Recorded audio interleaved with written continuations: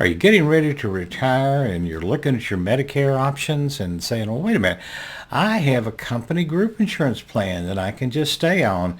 It's been okay so far. Why shouldn't I just keep that as opposed to getting involved with all this Medicare stuff?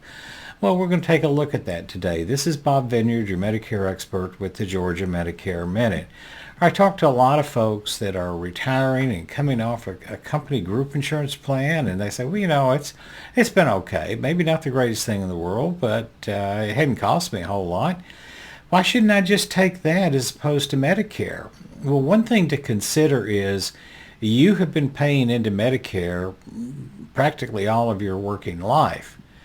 And if you decide to go on the company group insurance plan, well, you're just kind of giving that money over to that insurance company as opposed to taking advantage of what you have paid for 30, 35, 40 years or longer. So, there's that one thing that maybe just kind of bugs you a little bit. The other thing that you may not have considered is that company retiree plan isn't necessarily forever. It doesn't matter whether you work for a small company or a medium-sized company or even one of those big giant multinational companies. They can do away with that plan anytime they want to. As a matter of fact, a lot of the larger companies did away with their group retiree plan a long time ago and they just said, well, okay, we'll give you cash. We'll give you $500, $1,000, $1,500 a year. You go find your own plan.